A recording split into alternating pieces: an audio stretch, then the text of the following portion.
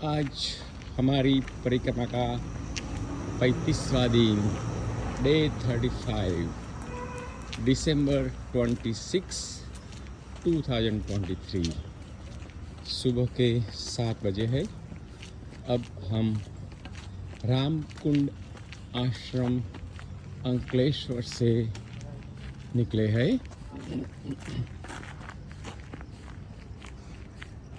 हम सजोद की ओर आगे बढ़ रहे हैं।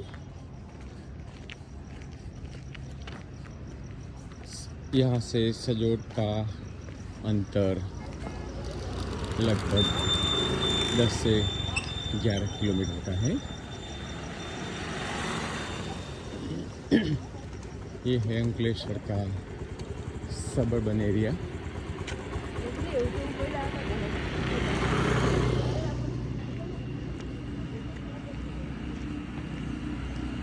अभी उजास नहीं है। दोपहर को टेम्परेचर 91 डिग्री से भी ज़्यादा हो जाता है, तो हम सुबह में हो सके इतना जल्दी हमारा सफ़र शुरू करते हैं।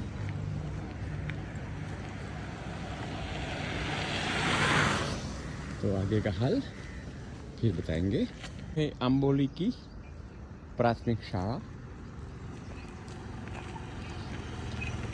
हम सुबह में जब आश्रम से निकले तो एक भाई ने बोला आप बुलबुला कुंड जाओ, दूसरे भाई ने बोला आप सीधा सजोद चले जाओ। तो हम दुविधा में थे कि कहाँ जाए, बुलबुला कुंड जाए या सजोद जाए। फिर हमने मन बना लिया चलो सजोद होके जाते हैं। तो हमने एक भाई को रास्ता पूछा सजोद के लिए, तो उन्होंने रास्ता बताया। फिर आगे कंफर्म किया, उन्होंने बोला है सीधे सीधे चले जाओ सजोद, यहाँ से आप जा सकते हैं। नर्मदे हर। फिर हमने 1 से 1.5 किलोमीटर का फासला तय किया। फिर एक भाई मोटरसाइकिल पे जा रहे थे, उन्होंने पूछा कि सजोद का यही रास्ता है। तो उन्होंने बोला नहीं आप गलत रास्ते पे हैं, आप काफ़ी आगे बढ़ गए हैं। तो फिर बोला तो रास्ता जाता कहाँ है? बोले वो बुलबुला कुंड जाएगा। तो फिर हमारी जो दुविधा थी सुबह में बुलबुला कुंड जाए या सजोद जाए, तो मैं कि मैया आपकी मर्जी रही होगी कि हम बुलबुला कुंड ही जाए। तो फिर हम वही रास्ते पे आगे बढ़ रहे हैं। तो हम सजोद नहीं जाएंगे, मगर हम बुलबुला कुंड जाएंगे। अभी हवा में ठंडक है, काफ़ी धुम्मस फैला हुआ है। सूर्य नारायण अभी दिखाई नहीं दे रहे हैं। उदय तो हुए होंगे, मगर धुम्मस की वजह से उनका दर्शन नहीं हो रहा है। तो आगे बढ़ते हैं, आगे का हाल आगे सुनाएंगे। नर्मदे हर। परिक्रमा कर रहे हैं पैदल, साथ में माता जी का अखंड दीप हाथ में रखते हुए चल रहे हैं। उन्होंने भी हमारी तरफ प्रदक्षिणा ओमकारेश्वर से उठाई है। और बाबा आपका नाम? बाबा रमेश। बाबा रमेश। बरवई खेड़ा। और आप कहाँ के रहने वाले हैं? देवास जिला। देवास जिला। बरवई खेड़ा, विधानसभा खाते गाँव, तहसील खाते गाँव। भैया की अखंड ज्योत लेके निकले हैं। भैया की कृपा वैसा चला वैसा चले हैं, और तपस्या करके चलता है भैया की। तो बाबा जी मैया का जल और अखंड ज्योत दोनों साथ में लेके चल रहे हैं। शंकर भगवान साथ में है, शंकर भगवान गणेश साथ में है, कृष्ण भगवान साथ में है, सभी देवता आपके साथ में है, दुर्गा महारानी साथ में है, वो नर्मदा मैया साथ में है। उनकी तपस्या करके ही चल रहे हैं। आप पर मैया का आशीर्वाद बना रहे। नर्मदे हर। वीडियो डाल दीजिए मेरे नंबर पर।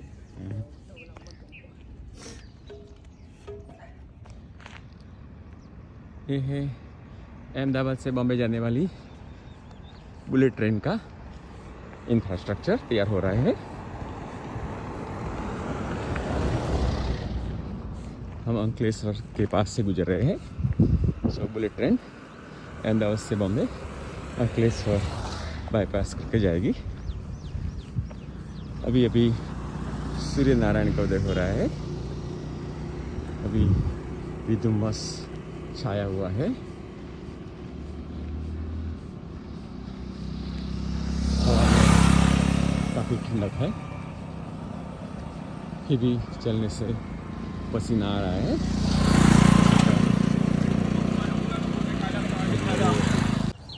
ये है ONGC का कॉम्प्लेक्स अंकलेश्वर।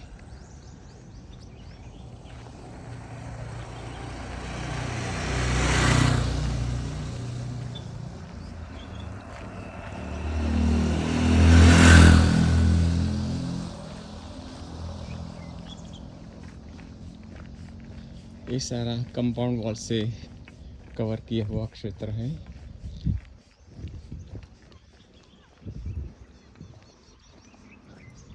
अंदर सब ONGC की ऑफिसेस, रिफाइनरीज सब कुछ हो सकता है।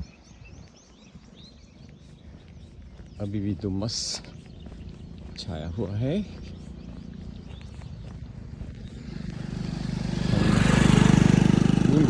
की तरफ आगे बढ़ रहे हैं। शायद 2-3 किलोमीटर बाद हम पहुंच जाएंगे।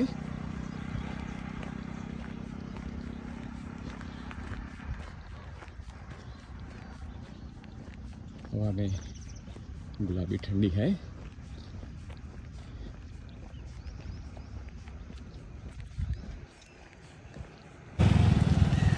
अब हम अडोल गांव में प्रवेश कर रहे हैं।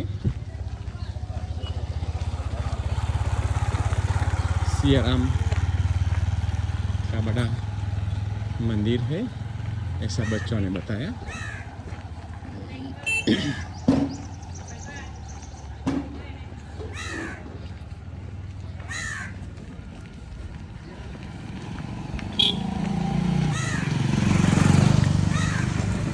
यहाँ कुछ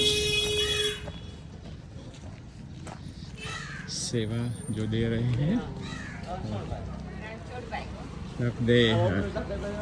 केम छो रणछोड़ भाई? रणछोड़ भाई यहाँ परिक्रमावासियों को चाय और बिस्किट दे रहे हैं, बालभोग दे रहे हैं। परिक्रमावासियों की बहुत सेवा करते हैं। मैया उन लोग की सब रात पूरी करें।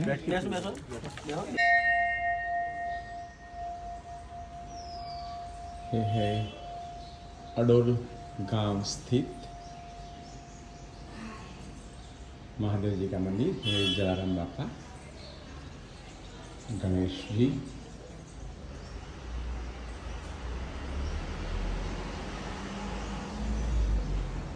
राधा कृष्ण, नंदी जी, नंदी महाराज। ये है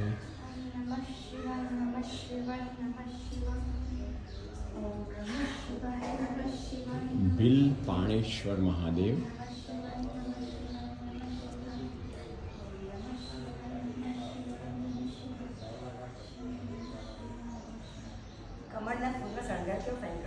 कमल के पुष्पों से महादेव का श्रृंगार किया गया है। बहुत सुंदर दृश्य।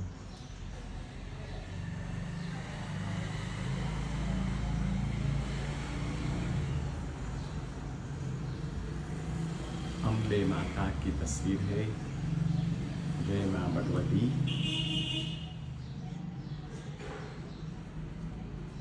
हनुमान दादा, मारुति नंदन,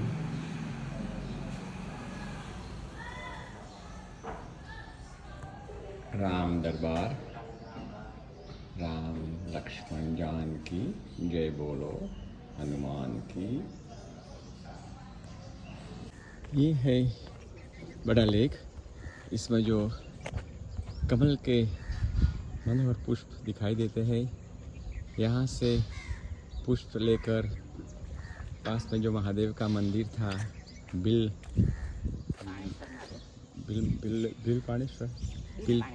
पाणेश्वर महादेव, उन्हों के पर श्रृंगार किया जाता है। हम अडोल गांव छोड़कर अब आगे की ओर बढ़ रहे हैं।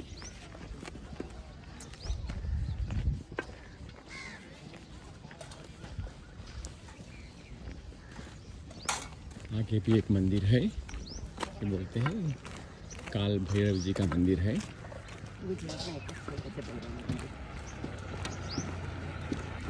अब हम जैसे काल भैरव दादा का मंदिर है, उसमें दर्शन करने के लिए जा रहे हैं। वो बोलते हैं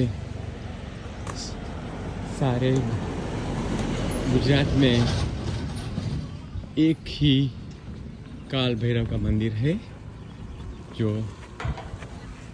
अडोल गांव में है। वहाँ हम दर्शन के लिए जा रहे हैं। बहुत सुंदर परिसर, शांत वातावरण।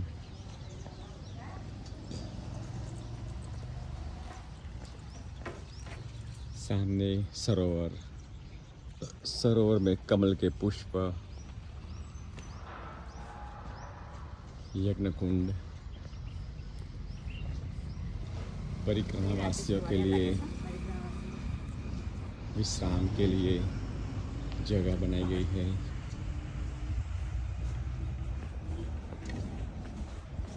यह है काल भैरव जी का मंदिर। यह है काल भैरव का मंदिर। काल भैरव की प्रतिमा। आगे था बिल पाणेश्वर महादेव का मंदिर,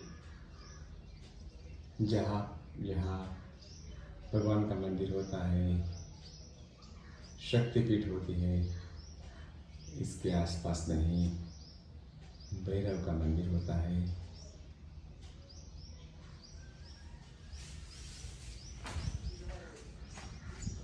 यह है मंदिर का परिसर। बैठने के लिए टाट बिछाया गया है। अडोल का जो काल भैरव मंदिर है, परिक्रमावासी की मार्गदर्शिका में उल्लेख नहीं किया गया है, मगर यहाँ परिक्रमावासियों के लिए रात्रि विश्राम और भोजन का बहुत अच्छा प्रबंध किया जाता है। कल रात भी यहाँ 30 से ज़्यादा मूर्तियाँ रुकी हुई थी। सभी ने, हम यहाँ अभी बाबा से बात कर रहे थे, संस्था ने बहुत सबका आदर सत्कार किया, भोजन प्रसादी उपलब्ध कराई और सोने के लिए व्यवस्था भी उपलब्ध है। तो आप अगर परिक्रमा करते हैं तो अडोल में रुकने का आप प्लान बना सकते हो, यहाँ ज़रूर रुकिए। यह है नीलकंठ महादेव का मंदिर, वहाँ दर्शन करेंगे।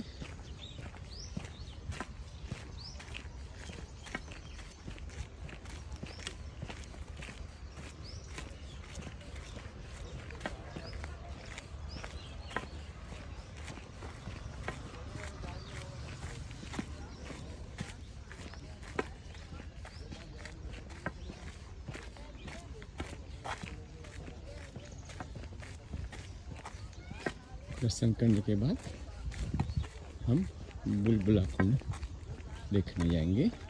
यह नज़दीक में ही है।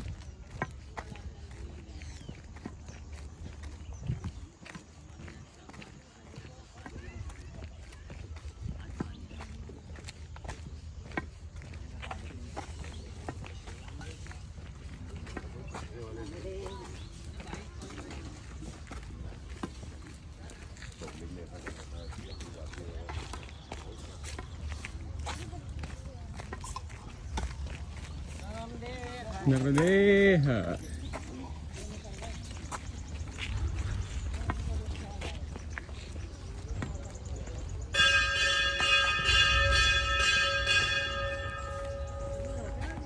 सुंदर परिसर।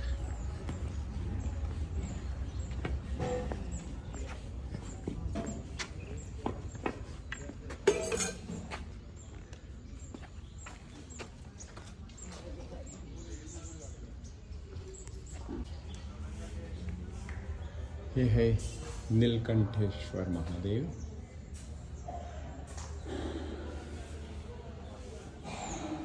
यहाँ RSSP मिशन, राष्ट्रीय संत सुरक्षा परिषद भारत का राष्ट्रीय कार्यालय भी है। ओम नमः शिवाय। नंदी की मनोहर प्रतिमा।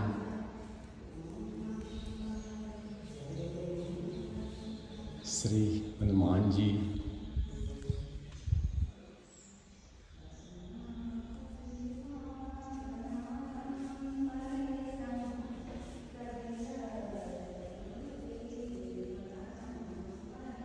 माँ भवानी, माँ अम्बा,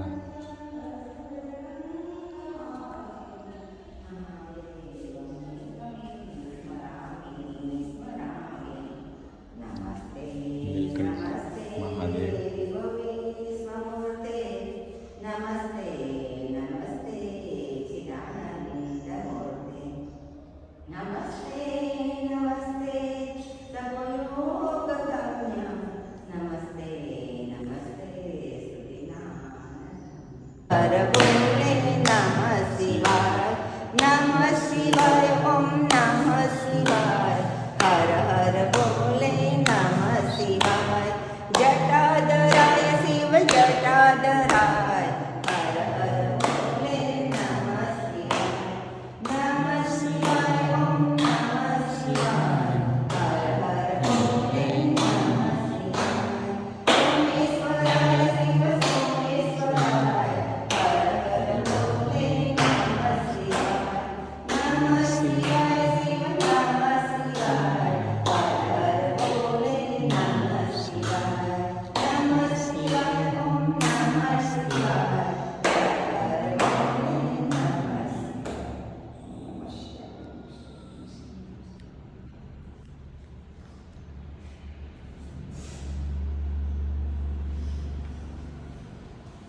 कार्तिक स्वामी जी।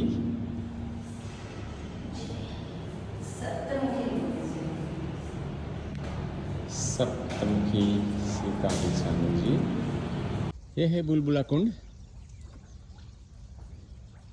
कहते हैं जब आप मैया का जय घोष करते हैं तो अंदर से पानी में से बुलबुले बाहर निकलते हैं। नर्मदे हर, नर्मदे हर, नर्मदे हर, नर्मदे हर, नर्मदे हर, नर्मदे हर, नर्मदे हर। ओम नमः शिवाय। ओम नमः शिवाय। ओम नमः शिवाय। ओम नमः शिवाय। बहुत पुराना कुंड है। अब हम बुलबुला कुंड और नीलकंठेश्वर महादेव के दर्शन करने के बाद अब हम हासोट की ओर आगे बढ़ रहे हैं। हासोट यहाँ से 12 किलोमीटर की दूरी पे है। देखते हैं हम दोपहर तक कहाँ तक जा पाते हैं।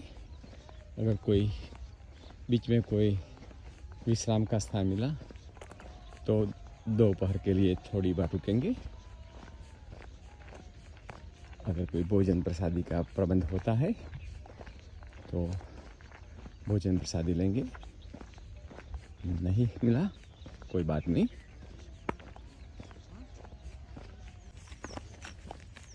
हम हासोट की ओर आगे बढ़ रहे हैं।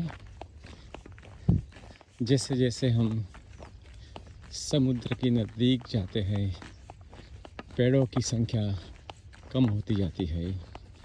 आप देख सकते हैं 2-3 फुट का घास ही दिखाई देगा, नदी में कोई पेड़ नहीं है।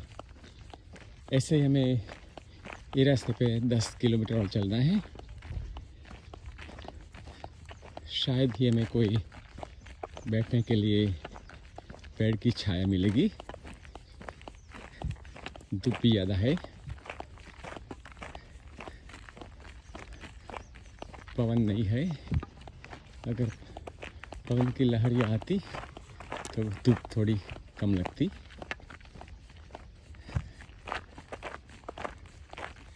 चारों ओर सुनसान। ऐसे हम जब बुलबुला कुंड से निकले तो हमने गूगल में मैप देखा तो ये मैप बताया 2-3 किलोमीटर आगे आए।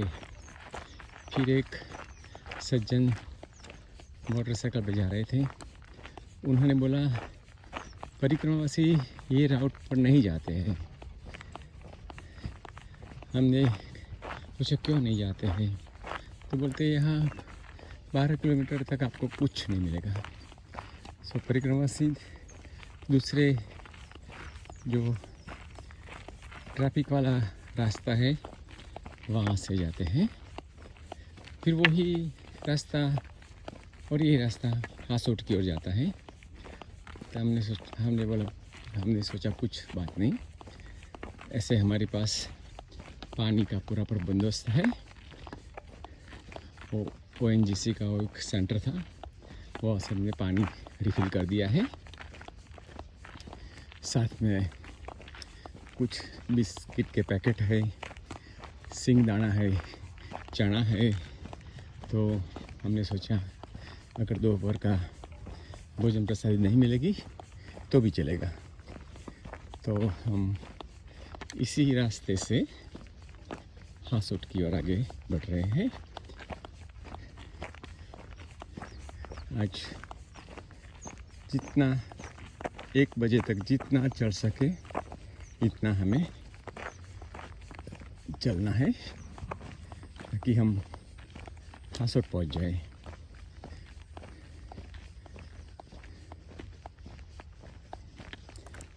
हासोट पहुंचने के बाद तय करेंगे कि रात्रि का विश्राम वहाँ करना है और आगे 5-6 किलोमीटर आगे कोई जगह मिलती है तो वहाँ चले जाएंगे। तो हासोट पहुँच के पता लगाएंगे कि आगे हमें क्या करना है।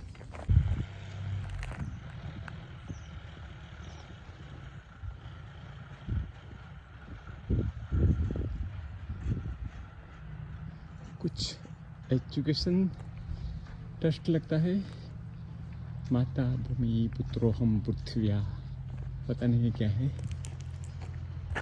तो है बहुत बड़ा अच्छा। तो हम गांव कलाम की ओर आगे बढ़ रहे हैं।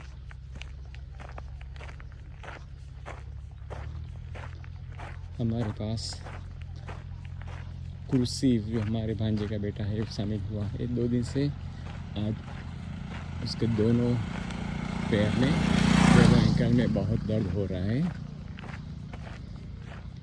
सोचते हैं वो कब तक चल पाता है।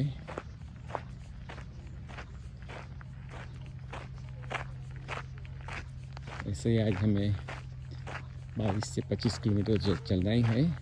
अभी तक हमने 17-18 किलोमीटर की सफ़र तय की है। हम हासोट की ओर आगे बढ़ रहे हैं। यहाँ खेतों में किसान गन्ने का पाक जला रहे हैं, आप देख सकते हैं कितना धुआं निकल रहा है।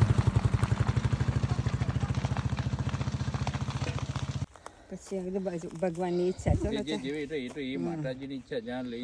ચલો हम हासोट की ओर आगे बढ़ रहे थे।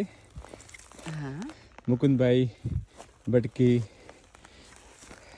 इच्छा थी कि हम सेरा रुके, मगर सेरा हमारे रास्ते में नहीं थे, तो उन्होंने भैया को हमारे लिए टिफ़िन लेके भेज दिया। आपका नाम? राजू भाई। राजू भाई को उन्हें टिफ़िन लेके भेज दिया। फिर हमने यहाँ कलाम, वहाँ एक विश्राम स्थल है, वहाँ नाश्ता किया था। बहुत भूख भी नहीं थी, फिर भी इतने प्रेम से वो यहाँ लेके आए तो हम मना कैसे कर सकते हैं। मगर माता जी उन्हों की सभी इच्छाएं पूर्ण करे। एक परिक्रमा वासा की बहुत बड़ी सेवा करते हैं। नर्मदे हर। हम कलाम से हासोट की ओर आगे बढ़ रहे हैं।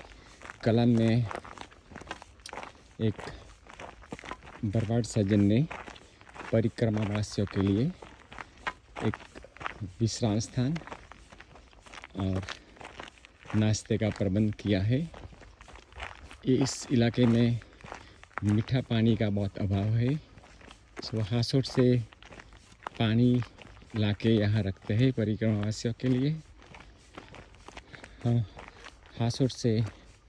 हासोट की ओर जा रहे हैं, मगर पहले हमारा एक सज्जन ने दोपहर के भोजन और रात्रि विश्राम के लिए सेरा गांव में प्रबंध किया था। मगर जब हम रामकुंड से निकले तो हमें सजोट की वजह हम बुलबुला कुंड की ओर आगे बढ़ गए। तो हम सजोट नहीं गए, तो सजोट से हासोट का जो रास्ता था उस पर सेरा आता था। तो हमने बोला कि हम तो कलाम गांव पर आ गए हैं, अब सेरा हम नहीं आ सकते। वह सेरा हमारे राउट पर नहीं आता था, और उन्होंने वहाँ हमारा भोजन का प्रबंध कर दिया था। तो हमने उन्होंने प्रेम पूर्वक हमने मना किया।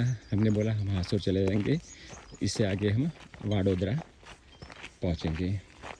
तो उन्होंने तात्कालिक हासोट एक भाई बैंक में काम करते हैं, उन्हों को फ़ोन लगा दिया कि जल्दी जाओ, उन्हों को टिफ़िन लेके पहुंच जाओ। तो भाई हमारे लिए टिफ़िन लेके आ गए रास्ते में। अब हमने कलाम में जो भरवाड़ सज्जन थे उन्होंने बहुत नाश्ता खिलाया। वो बोलते थे कि आपको रास्ते में कुछ नहीं मिलने वाला है। तो फिर हमने भी ज़्यादा नाश्ता किया, और आधे घंटे में ही वो सज्जन, नाम है राजू भाई, वो टिफ़िन लेके आ गए। अब मना तो नहीं कर सकते, तो हमने बोला हम थोड़ा प्रसाद के रूप में थोड़ा लेंगे। फिर हमने थोड़ा चावल, सब्जी, एक रोटी खाई, और हमने बोला और भी परिक्रमावासी आगे जा रहे हैं, तो जिसको भी ज़रूरत है उसको दे देना कि मैं ऐसा ही करूँगा। और जो सज्जन ने हमारे लिए सेरा में रहने का प्रबंध किया था, उन्होंने जब पता चला कि हम सेरा नहीं आ रहे हैं और वाडोदरा जा रहे हैं, तो उन्होंने वहाँ फ़ोन करके वाडोदरा में जो अंबाजी माता का मंदिर है उसमें हमारे रहने का प्रबंध कर दिया। तो ऐसे यहाँ बहुत सज्जन है जो परिक्रमा वासियों की बहुत सेवा करते हैं। और जो सज्जन ने सेरा में प्रबंध किया था वो स्कूल के रिटायर्ड प्रिंसिपल हैं। उन्होंने बोला कि अगर आप सजोड़ से निकलते हैं तो मेरी इच्छा है कि आप सजोड़ हमारे साथ हमारी स्कूल में आए और हमारे बच्चों को 5 मिनट के लिए कुछ नर्मदा परिक्रमा के बारे में बताएं। मगर सजोड़ और सेरा दोनों हमारे रास्ते से निकल गए थे, तो अफसोस हम वहाँ नहीं जा पाए। तो इस बात से आपको पता चलता है कि नर्मदा इलाके में जो नदी तट पर गांव हैं, जो लोग रहते हैं, उन्हों का परिक्रमा वासियों के लिए कितना बड़ा गहरा प्रेम है। ये ट्रिप है जो सब सफ़ेद पंखी बैठे हैं, लगता है जाने ट्रिप पर सफ़ेद पुष्प आए हैं।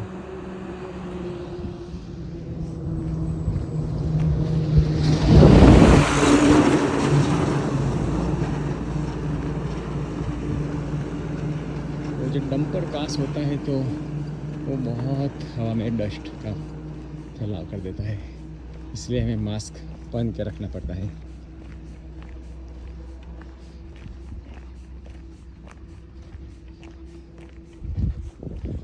जब हम समुद्र की ओर आगे बढ़ेंगे तो बस ऐसे ही छोटे छोटे पेड़ दिखाई देंगे। क्या बोलते हैं उसको, बबूल, बबूल के पेड़ जो रोड पे छाया भी नहीं देते हैं, कांटे कांटे होते हैं बड़े बड़े।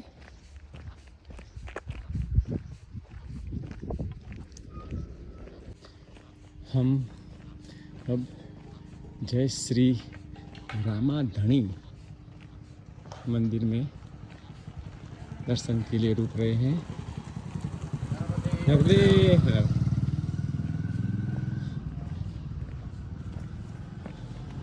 आस्था गांव स्थित रामदेव जी महाराज जो बोलते हैं रामदेव जी रामापीर।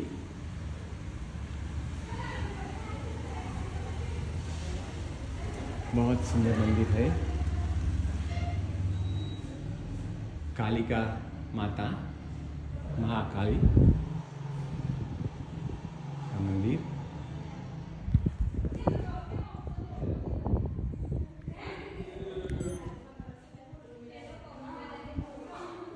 रामदेव पीर,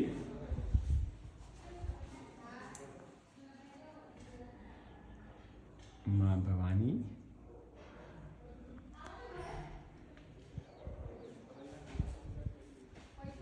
बहुत सुंदर परिसर।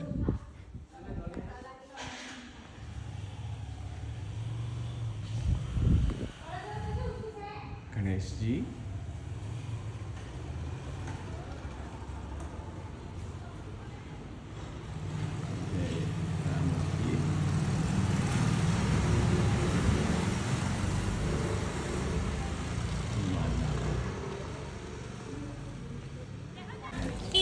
अब हम हासोट गांव में प्रवेश कर रहे हैं। ये है हासोट गांव का मच्छी बाजार। आप देख सकते हैं ये सब मच्छी बेच रहे हैं। हासोट बड़ा गांव है, सूरत से नज़दीक पड़ता है। ये हम मच्छी मार का इलाका है।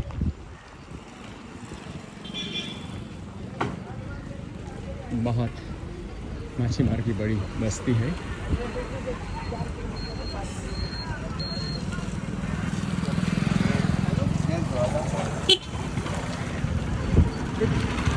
बस स्टैंड के बाजू हाँ? हम पहले सूर्यकुंड की ओर जा रहे हैं।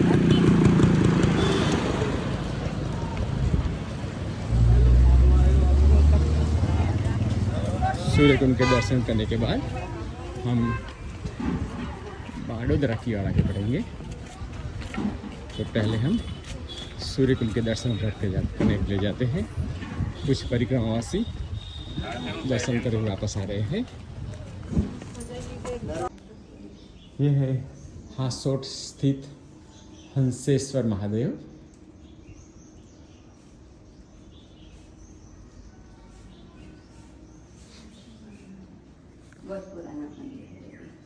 बहुत पुराना महादेव का मंदिर।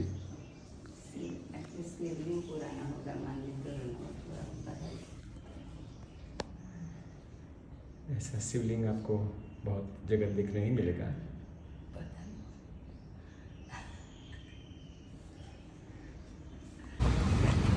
हम हासोट में सूर्यकुंड के दर्शन करने के लिए गए थे। अब हम हासोट गांव से गुजर रहे हैं। पहले तो हम हासोट गांव के बस स्टैंड पे जाएंगे। हमारे साथ हमारे भांजे का बेटा जो आया है, उसको पैर में तकलीफ थी, तो हमने उसे किसी के साथ मोटरसाइकिल पे भेज दिया था। तो हमारी वो यहाँ इंतजार करता है, यहाँ हमें मिल गया। उसको पैर में बहुत तकलीफ है,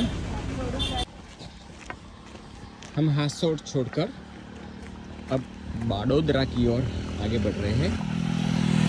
6 किलोमीटर का रास्ता है। हम हासोट में सूर्यकांड के दर्शन के लिए गए थे। वहाँ हमें मिलने के 2 सज्जन चंद्रकांत भाई और जगदीश भाई आए थे। चंद्रकांत भाई रिटायर्ड स्कूल के प्रिंसिपल थे। दोनों इतराज गांव के रहने वाले हैं। उन्होंने हमारे लिए बहुत सी सुविधा उपलब्ध कराई थी, सजोड़ में फिर शेरा में। मगर हमारा राउट अलग होने से हम दोनों जगह नहीं जा पाए। तो हमें मिलने के लिए सूर्यकुंड आ गए। तो उन्होंने के साथ आधा घंटा हम बैठे, बातचीत की। दोनों सामाजिक कार्यों में व्यस्त है। परिक्रमावासियों की बहुत सेवा करते हैं। ये आप देख सकते हैं नर्मदा परिक्रमा पथ। ये मार्ग यहाँ से सीधा बाड़ोदरा होके विमलेश्वर जाएगा, जहाँ मैया रेवा का समुद्र से संगम होता है, जिसे बोलते हैं रेवा सागर। तो आज रात्रि हम बाड़ोदरा में विश्राम करेंगे और कल दोपहर को हम विमलेश्वर पहुँच जाएंगे। फिर हमें बोट के लिए रजिस्ट्रेशन कराना होगा। फिर जब हमारी वेटिंग लिस्ट में हमारा जब नंबर लगेगा तब हमें बोट मिलेगी। और 3-4 घंटे की सफ़र के बाद हम समुद्र पार, संगम पार करके उत्तरी तट पर जाएंगे।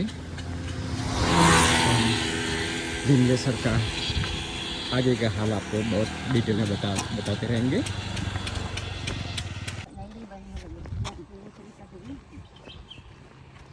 ये स्थल का नाम है दारुल उलूम। आप देख सकते हैं बहुत भव्य मस्जिद।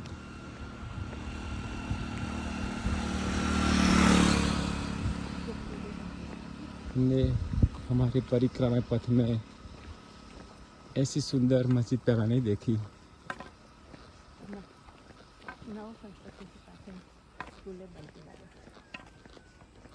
मस्जिद के साथ बच्चों के शिक्षण के लिए मदरसा भी हो सकती है। उसका मीनार बहुत सुंदर दिखता है।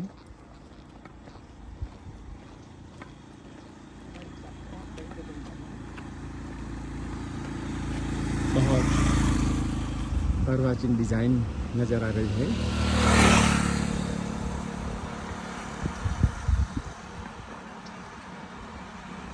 वक्त होता तो ज़रूर हम अंदर देखने जाते।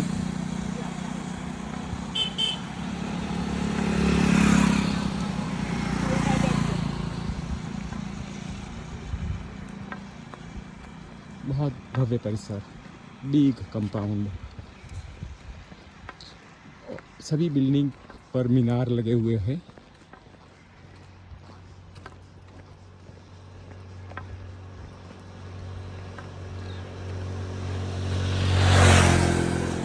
नवदेहर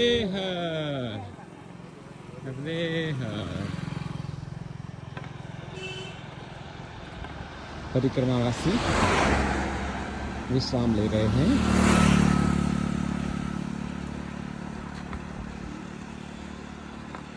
दोपहर को धूप ज़्यादा थी तो सभी परिक्रमावासी धूप में थकावट से बचने के लिए आराम लेते हैं। नर्मदे हर बाबा।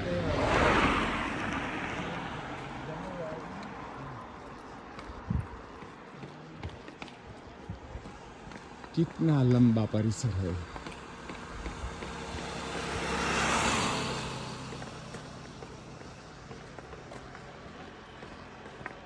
बस स्टॉप का नाम था दारुल उलूम, हो सकता है वो गांव का नाम है। तो हासोट से 1 किलोमीटर दूरी पर ही है। हासोट से जब हम विमलेश्वर की ओर जाते हैं तो रास्ते में ये इस्लामिक सेंटर है।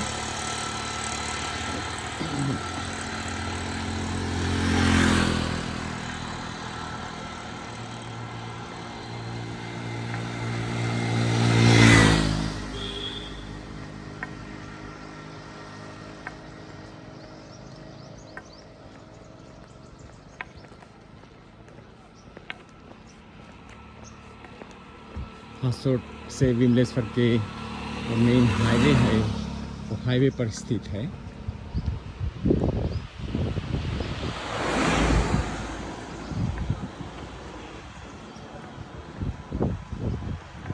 बस यहाँ तक फैला हुआ है।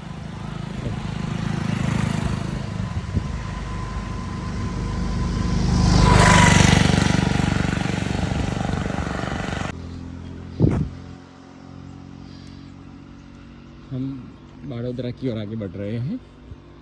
सो यहाँ से आप देख सकते हैं कांटियाजार, सत्तर, वंशनोली बे। सो वंशनोली के पहले आना चाहिए, देखते हैं।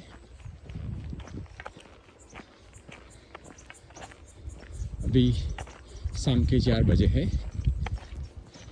हमें 5 बजे तो आश्रम में पहुंच जाना चाहिए। देखते हैं कितनी देर लगती है।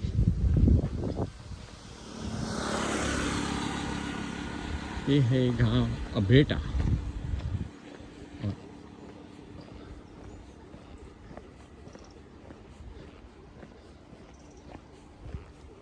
अम्बेटा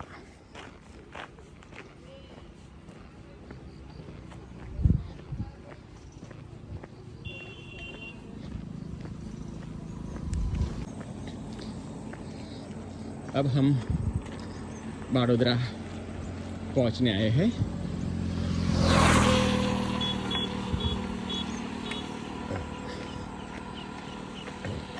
हम हाईवे छोड़कर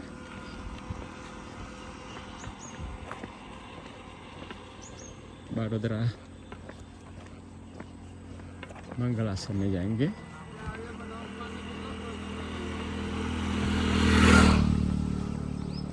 मंगल आश्रम में जવાનો રસ્તો સીધો જ છે કે ત્યાંથી જ? હા,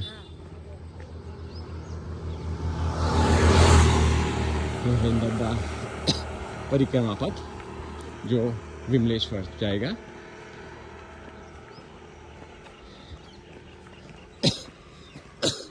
थोड़ी देर में हमें आश्रम में जाने का रास्ता मिल जाएगा। हाँ?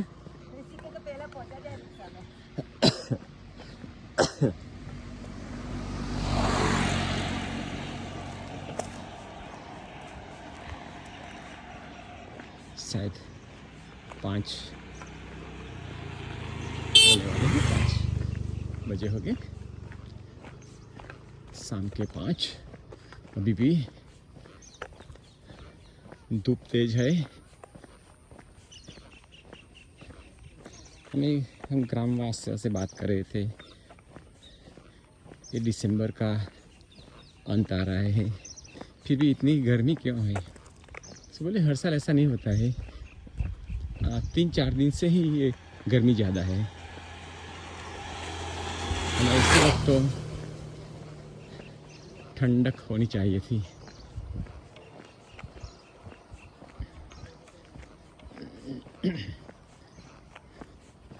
अब हम ये सामने दिखता है वो बाड़ोदरा गांव के बिल्डिंग दिखाई दे रहे हैं। आश्रम ज़्यादातर गांव के बाहर ही होता है।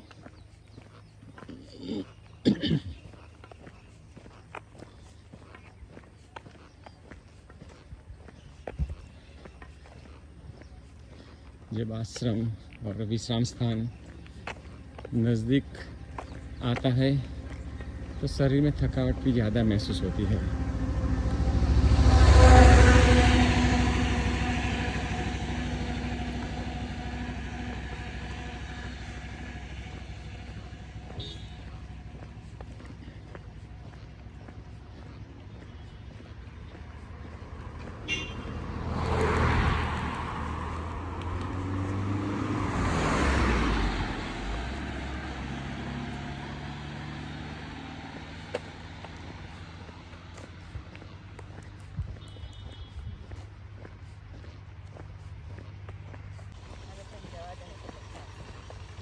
So?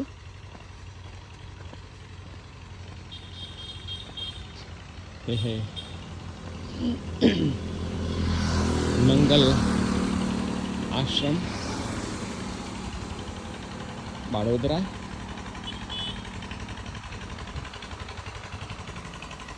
हमारा भांजा बेटा खुशी पहले से आ गया है।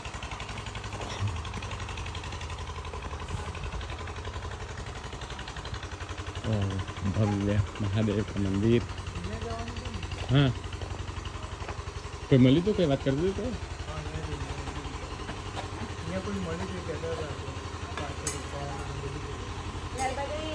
नर्मदे हर पहले बाद में दर्शन करने आएंगे। फिर पहले हम हमारा निवास स्थान कहाँ है ढूंढ लेते हैं। ये है बड़ोदरा स्थित माँ अम्बा का भव्य मंदिर। माँ अम्बा, माँ सरस्वती देवी, माँ लक्ष्मी, बहुत सुंदर मंदिर, स्वच्छ।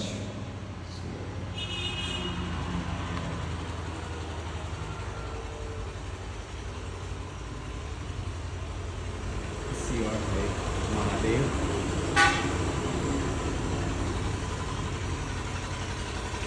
ओम नमः शिवाय, ओम नमः शिवाय, ओम नमः शिवाय, ओम नमः शिवाय।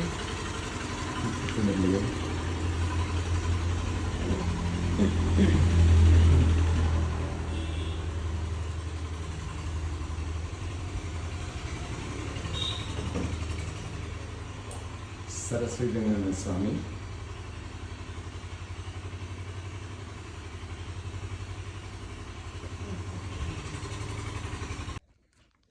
कल रात्रि हम कृष्णकांति दास और नैनाबेन, उनका दीक्षा के बाद का नाम है नायिका देवी। उनके घर पे हमारा रात्रि विश्राम और भोजन का प्रबंध हुआ था। वो इस्कॉन में दीक्षित है और वहाँ भगवान की सेवा में व्यस्त होने के बावजूद भी उन्होंने हमारे लिए बहुत अच्छा प्रबंध किया। उन्होंने बेटी शेफाली के साथ हमारा बहुत वार्तालाप हुआ। जब वार्तालाप करते थे तो हमें विवेक और संस्कार की झलक दिखाई दे रही थी। उनका एक बेटा यश भी है, उसने भी बीएससी किया है और वो हासुट करता है जॉब, हासुट अंकलेश्वर जॉब के लिए जाता है। बहुत अच्छा भाविक फैमिली है। हमें यहाँ रहने का बहुत अच्छा मौका मिला, इसलिए हम भगवान को प्रार्थना करते हैं। अब यहाँ से हम आगे विमलेश्वर के लिए आगे बढ़ेंगे। जय श्री कृष्ण।